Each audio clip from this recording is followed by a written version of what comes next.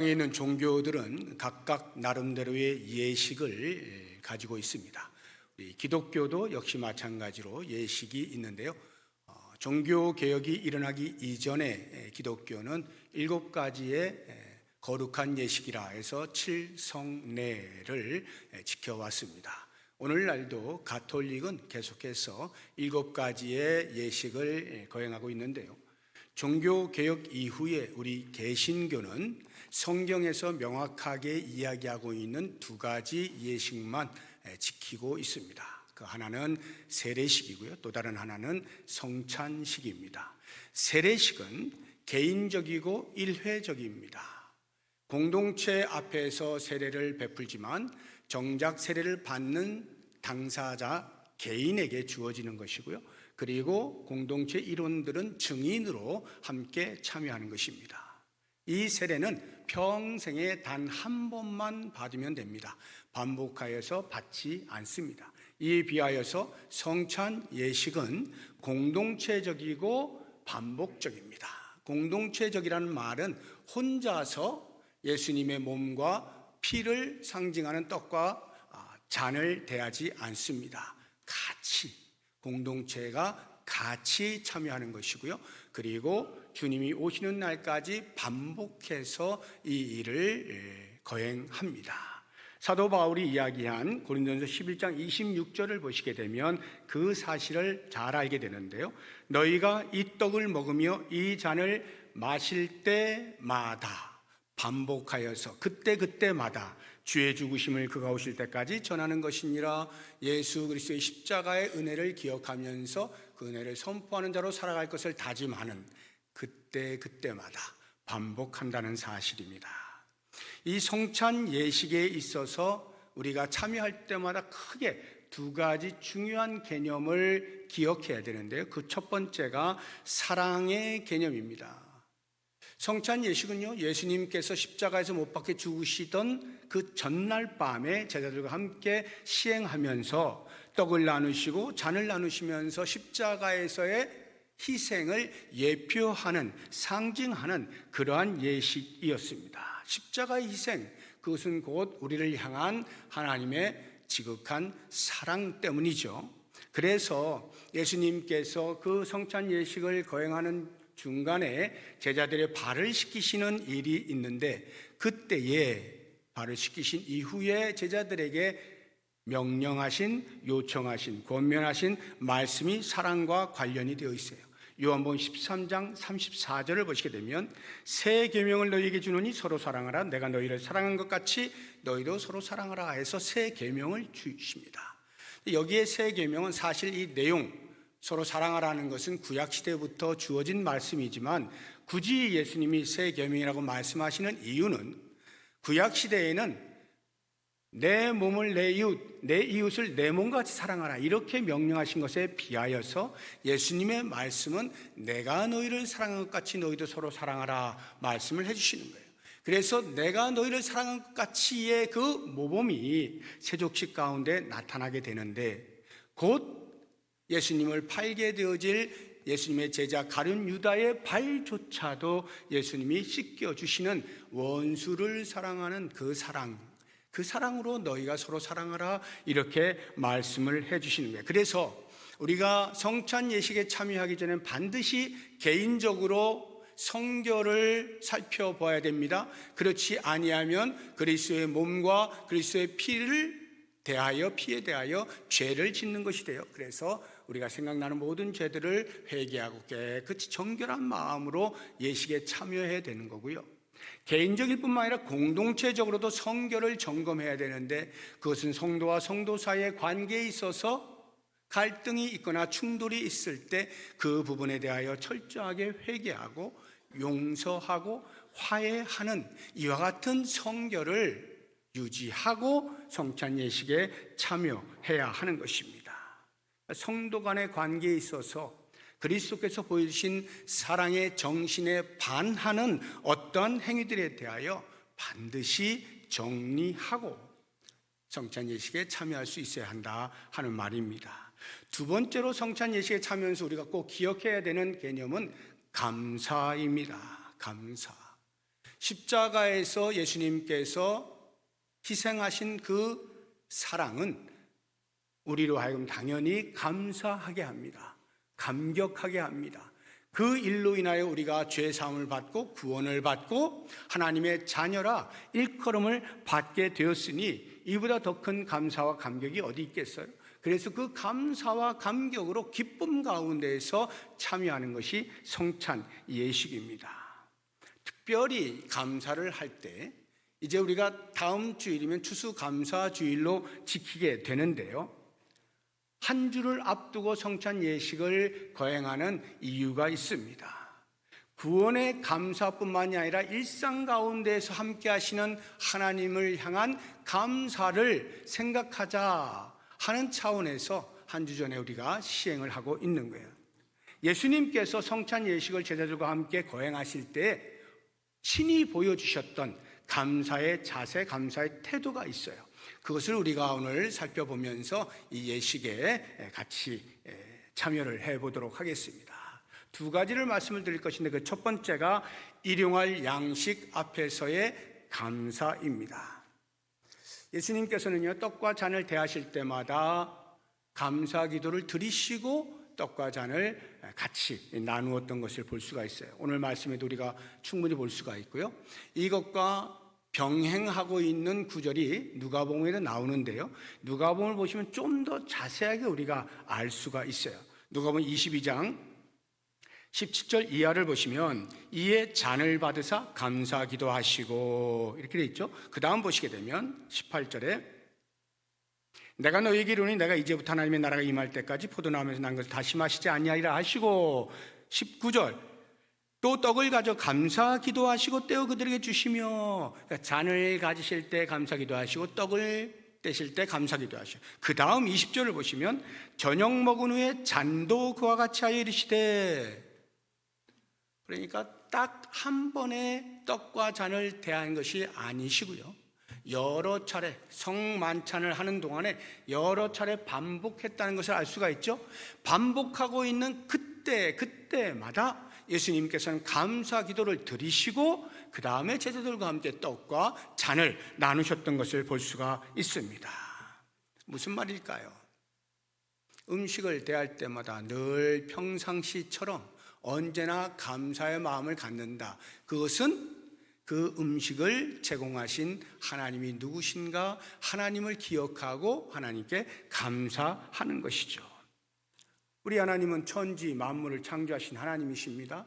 온 우주 만물을 창조하셨기 때문에 만물의 주인이 여호와 하나님이시고요, 그러니까 당연히 우리 각 개인에게 주어져 있는 모든 것도 하나님이 주인이신 거예요.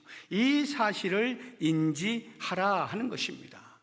그래서 예수님께서 기도를 가르쳐 달라 하는 제자들에게 가르쳐 주신 주 기도문, 마태복음 6장에 나오는 그 말씀 가운데 한 구절을 보게 되어지면 오늘 우리에게 일용할 양식을 주시옵고 이렇게 기도하라고 가르치시죠. 일용할 양식을 달라고 기도를 가르치신 이유는 그렇게 기도하지 않으면 하나님께서 일용할 양식을 안 주시기 때문에 그런 기도를 드리라고 가르치신 것이 아니죠. 그 기도를 통하여 하나님이 어떠한 분이신가를 잘 알아라 하고 그 기도를 가르치신 거예요. 하나님은 어떠한 분이십니까? 우리에 대하여 사랑이 풍성하신 하나님이에요. 우리의 형편을 외면하시는 분이 아니에요. 언제나 우리의 필요를 잘 살펴서 때를 따라 공급해 주시는 좋으신 하나님, 사랑이 풍성하신 하나님이시다 하는 것을 인지하라는 것이고요, 또 다른 하나는 그렇게 사랑이 풍성하신 하나님이 우리에게 베푸실 때에 베푸시지 못할 것이 없는 능력이 충분하신 하나님이시다 하는 것을 역시 우리에게 일용할 양식을 주시옵고 기도하는 가운데 인지하라는 거예요. 인식하라는 거예요. 우리 하나님이 어떠한 분이신가 하는 것을 언제나 기억하라는 거예요. 그래서 우리가 평소에도 성찬 예식뿐만이 아니라 평소에 일용할 양식을 앞에 두고 늘 기도하지 않습니까? 그 기도는 기독교인이 밥 먹기 전에 언제나 기도하는 거야 하는 관례나 의무로 하는 것이 아니라 기도할 때마다 길이와 상관없이, 기도의 길이와 상관없이 기도할 때마다 나를 사랑하시는 하나님, 나에게 충분한 것을 제공하시는 하나님, 그 하나님을 언제나 인식하면서 감사의 기도를 드려야 하는 것이에요. 이러한 감사의 기도는요, 당연히 일용할 양식을 주신 하나님께 감사한 것으로 그치지 않습니다. 거기에서 한 걸음 더 나아가서 나눔의 결단과 헌신으로 나아갈 수 있어야 합니다. 다시 말하면 일용할 양식이 필요한 이웃에게 손을 펼치는 데까지 우리의 기도 속에서 결심이, 헌신이 나아갈 수 있어야 되는 거예요. 왜냐? 그것이 하나님이 기뻐하시는 일이기 때문에 그렇습니다. 가난한 자를 돌보는 것은 하나님을 기쁘시게 하는 거예요. 심지어 잠언에서는 이렇게까지 표현을 하십니다. 잠언 19장 17절을 보시면 가난한 자를 불쌍히 여기는 것은 여호와께 구워드리는 것과 같다. 그래서 여호와께서 잊지 아니하시고 반드시 우리에게 갚아주신다. 마치 우리가 가난한 자를 도우면 그것이 하나님이 빚을 진 것처럼 느끼시겠다는 거예요. 그래서 우리에게 빚을 갚아주시는 심정으로 반드시 너희의 선행에 대하여 잊지 아니하고 공급해 주마, 이렇게 말씀하신, 그만큼 가난한 자를 돌보는 것은 하나님의 마음을 시원하게 해드리는 거예요. 하나님을 기쁘시게 해드리는 거예요. 그래서 우리가 일용할 양식을 주시는 하나님께 감사하는 것을 끝나지 아니하고 한 걸음 더 나아가서 우리의 주변을 돌아보고 사랑을 함께 나눈 데까지 가는 것입니다. 우리가 매년 추수감사주의를 지킬 때마다 절기 헌금을 드립니다. 1년 동안 하나님께서 우리에게 베푸신 은혜를 곰곰이 생각하면서 그 어느 때보다도 감사의 마음을 크게 가지고 헌금을 드려요.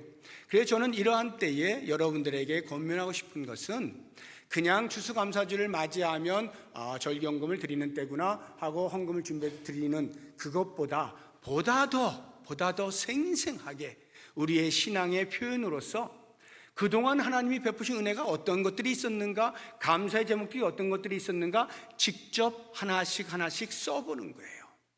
감사 리스트를 작성하는 겁니다.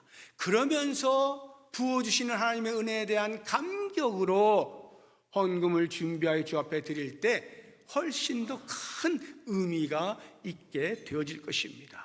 한번 이번 한 주간 동안에 여러분들이 꼭 감사 리스트를 작성하고 그렇게 그 감사의 마음을 물질에 담아서 드려보시기 바랍니다. 물질의 양과 관계없이 하나님이 훨씬 더 우리의 마음을 기쁘게 받으실 거예요. 그리고 한 가지 더, 우리 교회가 하고 있는 실물 감사 예물, 이것은 하나님께 감사를 표현할 때 말씀드렸던 대로 그 감사에서 그치지 아니하고 결단과 헌신으로 나아가는 거예요. 하나님이 기뻐하시는 연약한 지체들을 향하여 사랑의 손길을 펼치는, 여기까지 나아가는 것이 실물 감사 예물입니다. 그래서 제가 여러분들에게 한 분도 빠짐없이 참여해 주십시오. 양과 관계없이. 그래서 우리 모두의 사랑의 마음을 모아서 하나님을 기쁘시게 하는 구제에 동참합시다, 이렇게 말씀을 드리고 있는 것입니다. 모쪼록 원하기는 성찬 예식에 참여할 때 예수님께서 우리에게 보이셨던 그 감사의 태도를 깊이 인식하면서 추수감사주의를 한 주 앞두고 이 예식에 참여하면서 감사의 마음이 그 어느 때보다 풍성하게 일어난 상태로 예식에 참여할 수 있으면 좋겠습니다. 두 번째로 예수님께서 보여주시는 모범된 감사의 태도는 고난 앞에서의 감사입니다. 이게 무슨 말이냐면, 성찬 예식을 제자들과 함께 거행하실 때 그것이 끝나고 나면 어떤 일이 벌어질 것이라는 것을 예수님은 다 알고 계십니다. 아무것도 모르셔서 제자들과 함께 야 이제 우리 맛있는 거 먹자, 포도주 마시자, 이렇게 하신 게 아닙니다.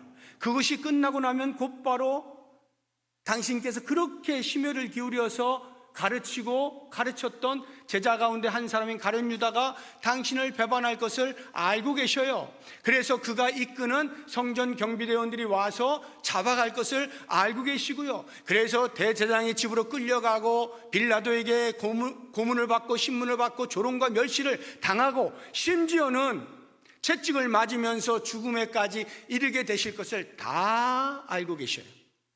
알고 계시는 주님께서 그 전날 밤에 제자들과 함께 떡과 잔을 대하실 때 감사 기도를 드리면서 그 잔을 대하고 계시는 거예요. 어떻게 이게 가능할까? 곧 내 앞에 고난이 다가오는데 어떻게 그 앞에서 감사하실 수 있었을까? 우리 예수님께서 마치 요즘 그 정신 이상자 중에 한 사람인 이렇게 자기 스스로에게 막 학대를 하고 고통을 가해서 쾌락을 느끼는 그런 마조이스트 이런 성향이셨나? 그럴 리가 만무하죠. 그러면 예수님은 신이시니까 고통을 느끼지도 못하실 거야. 그러니 고통이 다가와 봐야 예수님은 신경도 안 쓰실 수 있지. 얼마든지. 그래서 예수님께서 그렇게 감사 기도를 드릴 수 있으셨을까? 생각해 보면요, 절대 그렇지 않습니다. 예수님은요, 겟세마네 동산에서 십자가에 못 박혀 붙잡히시기 전에 주님 제발 이 잔을 나에게서 좀 옮겨주세요. 할 수만 있다면 제가 원치 않습니다. 이렇게 할 정도로 그 십자가의 그 생각에 사로잡혀가지고 고통이 너무나 컸던 그것을 느끼고 계시는 것을 알 수가 있어요. 실제로 예수님이 십자가에 못 박혀 돌아가실 때 뭐라고 외치십니까? 엘리 엘리 라마 사박다니, 나의 하나님 나의 하나님 어찌하여 나를 버리십니까? 하면서 그의 육체적인 고통뿐만 아니라 정신적 영적인 고통을 고스란히 예수님은 당신의 육체에 받아내셨던 것을 우리가 보면요, 절대로 신이시기 때문에 고통을 느끼지 않으시니까 자연스럽게 감사 기도를 드리셨을 것이다 생각할 수가 없는 거예요. 그러면 어떻게 해서 예수님 그 고난 앞에서 감사를 하실 수가 있었을까 생각해 보면 그 고난에 숨겨진 하나님 아버지의 뜻, 그 뜻을 인식한 거예요. 그 뜻을 본 거예요. 그렇구나, 하나님 아버지께서는 나의 죽음을 통하여 인류의 죄를 대속하시려고 하는구나. 그 엄청난 뜻을 발견하고 그 앞에 순종하여 받아들이니까 감사가 나올 수 있었던 것이죠. 감사는요, 우리가 받는 고난을 위대한 힘으로 바꿀 수 있는 능력이 있어요.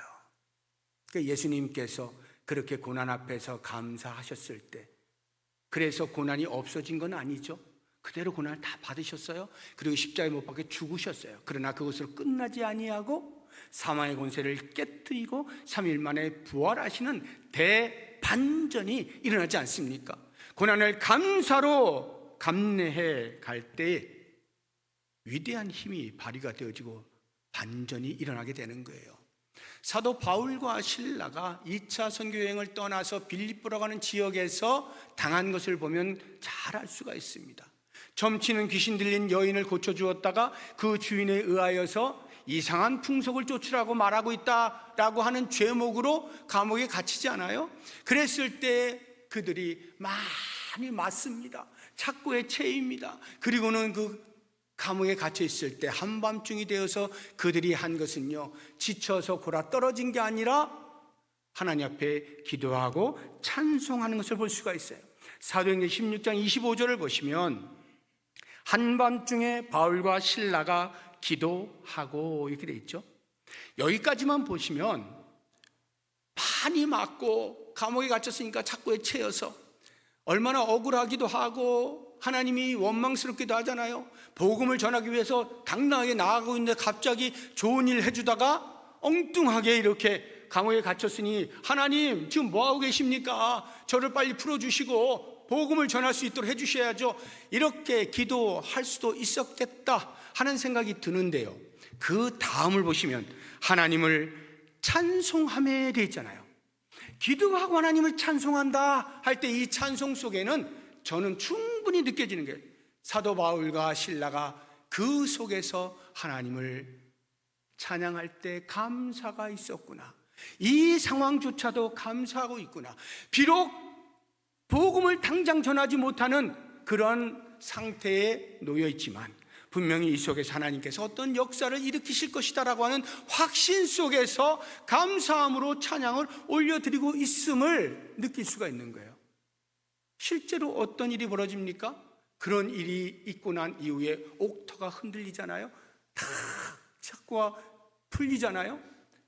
간수가 깜짝 놀랐으면 모든 죄수들이 다 도망간 줄 알고 깜짝 놀랍니다. 그런데 바울이 도망가지 아니하고 오히려 우리가 여기 있다 하면서 복음을 전하지 않습니까? 그런 일이 있을 때에 어떤 일이 벌어지는지 사도행전 16장 33절 이하를 보시면 그 밤 그 시각에 간수가 그들을 데려다가 그 맞은 자리를 씻어주고 자기와 그 온 가족이 다 세례를 받은 후 24절 34절 그들을 데리고 자기 집에 올라가서 음식을 차려주고 그와 온 집안이 하나님을 믿음으로 크게 기뻐하니라. 간수뿐만 아니라 집안 식구 모두가 다 세례를 받고 하나님을 믿는 놀라운 대반전이 일어나게 된 거예요. 고난 가운데에서 기도할 때 기도의 능력이 이렇게 상황을 바꿔내면서 생명력 있게 위대한 힘을 발휘하게 되는 것을 보게 되는 것입니다. 저는 목회하면서 수없이 많은 성도들이 이러저러한 상황 가운데에서 고난을 하소연하는 것을 듣습니다. 고통 가운데에서 그 마음이 무너지는 순간들, 어찌할 줄 몰라 하는 순간들, 사방으로 옥죄오는 그런 순간들, 도대체 무엇을 해야 될지 모르는 그러한 삶 가운데에 놓여 있는 성도들의 이야기를 많이 들어요.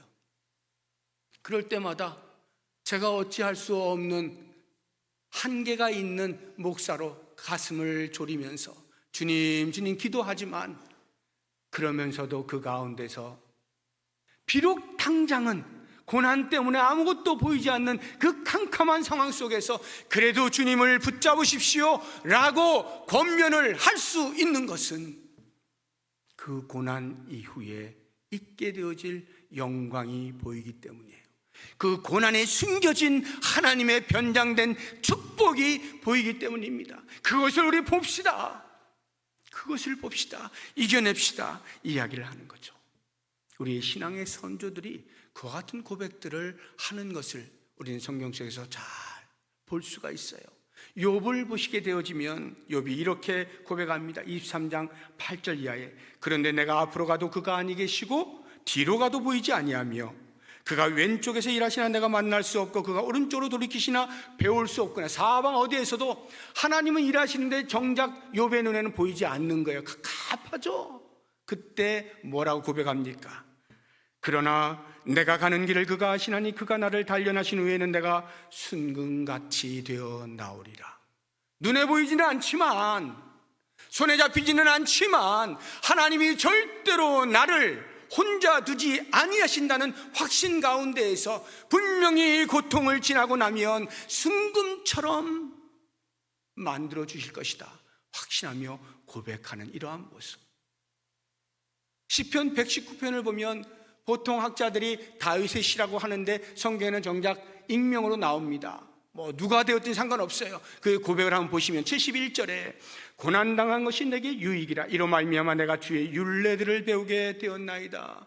고난을 통하여서 눈물을 쏟아내고 나니까 주님 제가 무엇을 잘못했습니까? 주의 말씀 옆에 서는 거예요. 자기 자신을 돌아보는 거예요. 그리고는 바른 길로 서는 거예요. 고난 자체는 한없이 힘든 것이었지만 고난을 통하여 주 앞에 오히려 바르게 서게 되었으니 이것이 나에게 유익입니다 고백하고 있는 거죠.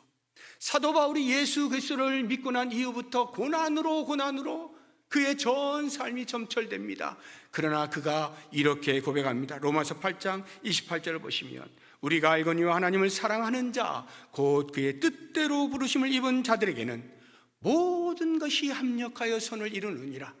그 사람에게 하나님께서 선을 계획하시고 선을 이루어 가실 때 좋은 것, 형통한 것으로만 선을 이루어 가시는 것이 아니라 때로는 고난으로 그 사람이 도대체 왜 이런 일이 나에게 일어납니까? 라고 말할 만한 그러한 고난조차도 함께 합력하여 선을 이루어내시겠다라고 말씀을 하시고, 그 사실을 알고 있는 사도 바울이 고백하는 거예요. 지금 내가 고난을 받는다 하더라도 그것이 다가 아닌 것을 알아. 그것조차도 하나님이 사용하셔서 그것을 통하여서 분명히 나에게 최고를 선물하실 거야. 확신 가운데 고백하는 것을 볼 수가 있습니다.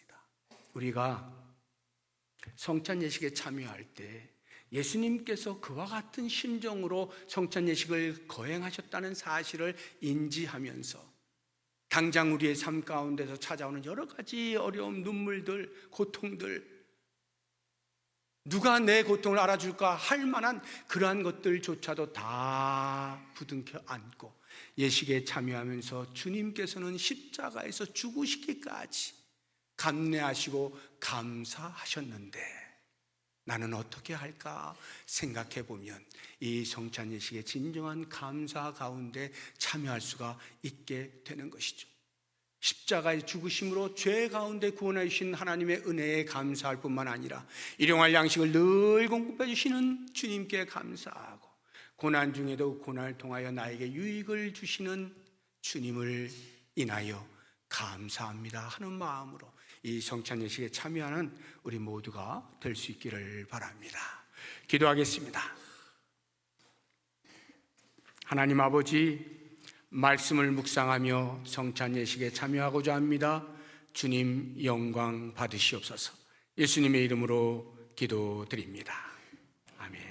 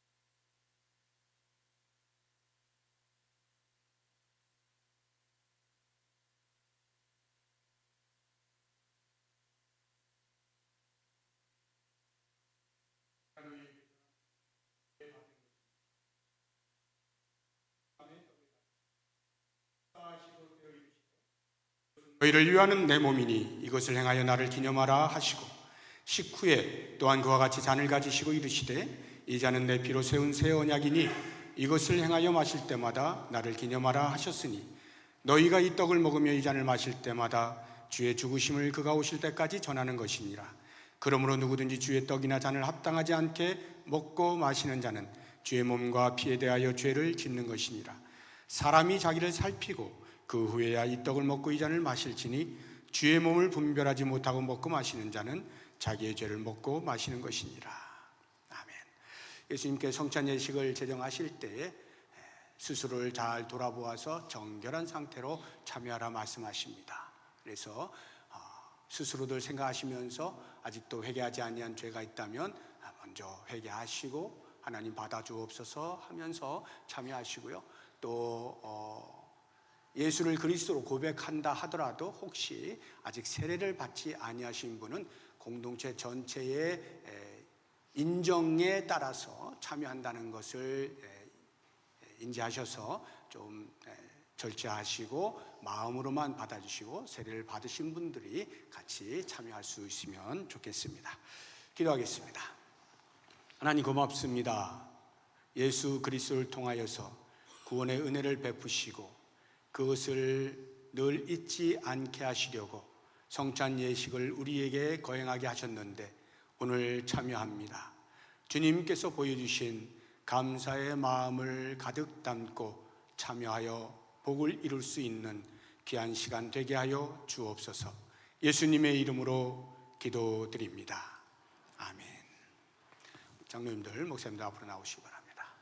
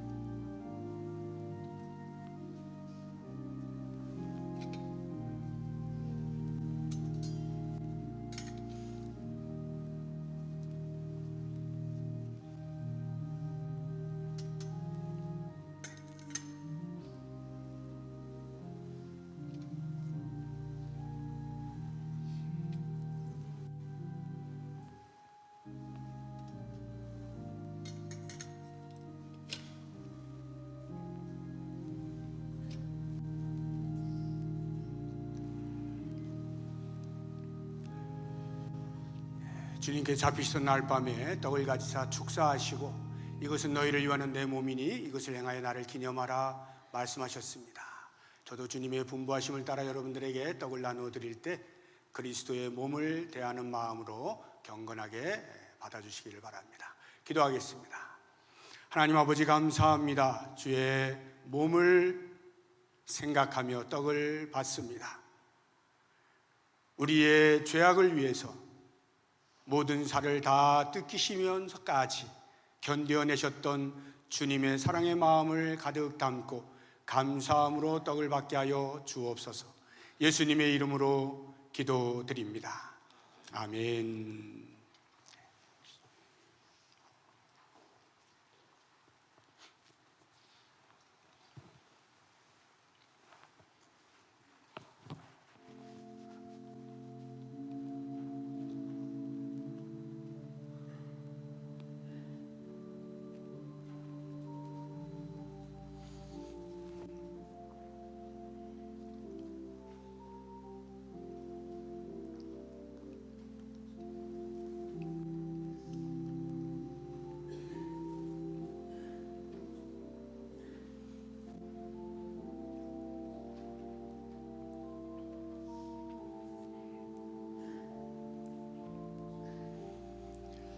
진실로 진실로 너희에게 이르노니 믿는 자는 영생을 가졌나니 내가 곧 생명의 떡이니라. 너희 조상들은 광야에서 만나를 먹었어도 죽었거니와 이는 하늘에서 내려오는 떡이니 사람으로 하여금 먹고 죽지 아니하게 하는 것이니라. 나는 하늘에서 내려온 살아있는 떡이니 사람이 이 떡을 먹으면 영생하리라. 내가 줄 떡은 곧 세상의 생명을 위한 내 살이니라. 내가 진실로 진실로 너희에게 이르노니 인자의 살을 먹지 아니하고 인자의 피를 마시지 아니하면 너희 속에 생명이 없느니라. 내 살을 먹고 내 피를 마시는 자는 영생을 가졌고 마지막 날에 내가 그를 다시 살리리니 내 살은 참된 양식이요 내 피는 참된 음료로다. 내 살을 먹고 내 피를 마시는 자는 내 안에 거하고 나도 그의 안에 거하나니 살아계신 아버지께서 나를 보내심에 내가 아버지로 말미암아 사는 것 같이 나를 먹는 그 사람도 나로 말미암아 살리라. 이것은 하늘에서 내려온 떡이니 조상들이 먹고도 죽은 그것과 같지 아니하여 이 떡을 먹는 자는 영원히 살리라. 아멘. 세례를 받으신 분 가운데 아직 떡을 대하지 못하신 분 계시면 손을 들어 표해 주시기 바랍니다.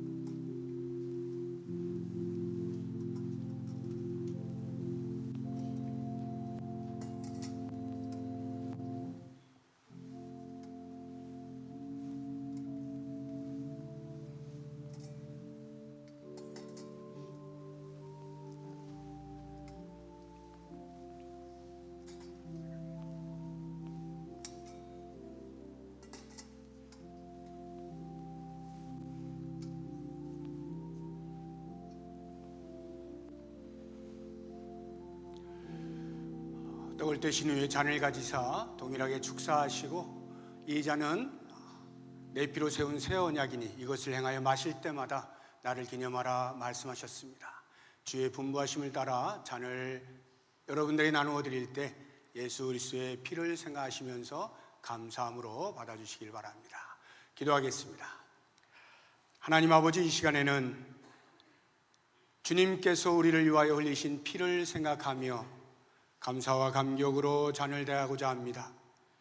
우리가 보혈을 지나 주 앞으로 나아갈 수 있는 것이 얼마나 큰 은혜인지 깊이 묵상하며 감격으로 이 잔을 받게 하여 주옵소서.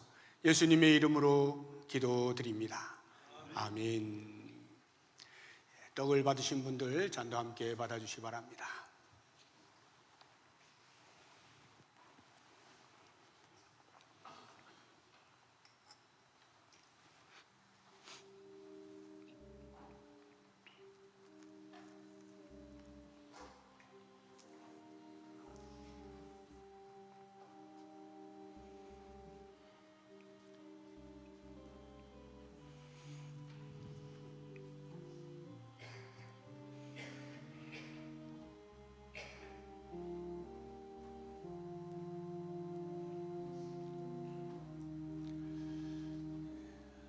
비우신 잔은 그냥 앞에다 그냥 놔두시면 됩니다.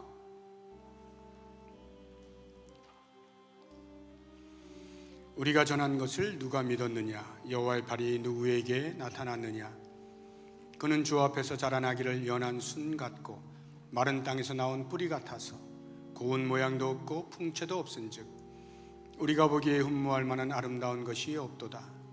그는 멸시를 받아 사람들에게 버림받았으며 간고를 많이 겪었으며 질고를 아는 자라.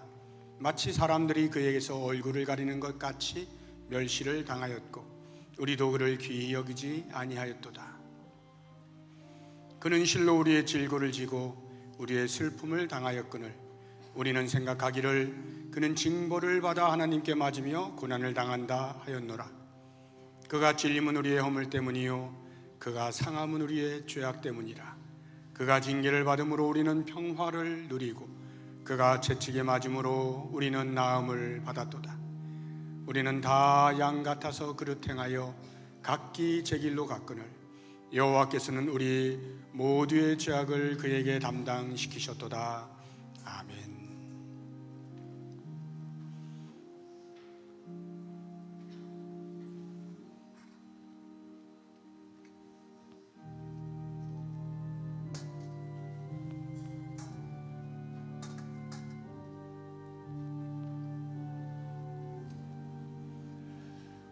떡을 받으신 분 가운데 아직 잔을 받지 못하신 분 계시면 손을 들어 피해 주시기 바랍니다.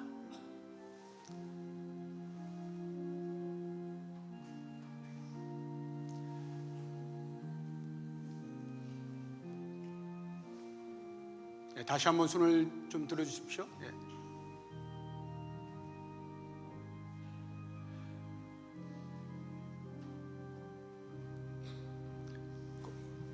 그 앞에도 이메일 목사 앞에. 네.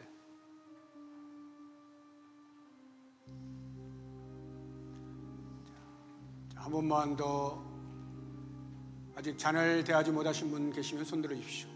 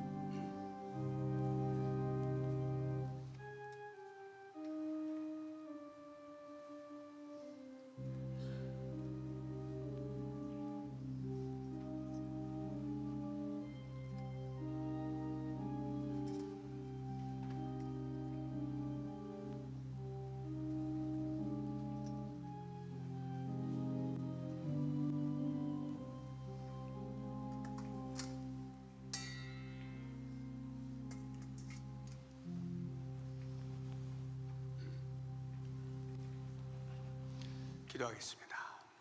하나님 아버지,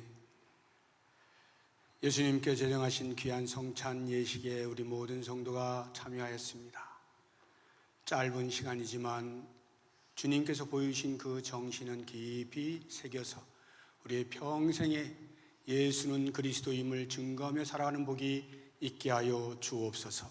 예수님의 이름으로 기도드립니다. 아멘.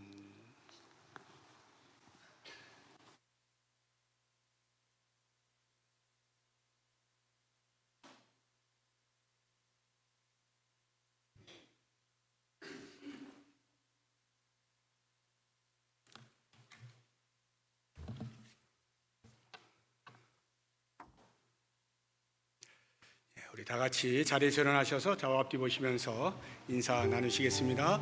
안녕하세요. 반갑습니다. 우리가 예수 그리스도로 한 가족이 된 사람들입니다.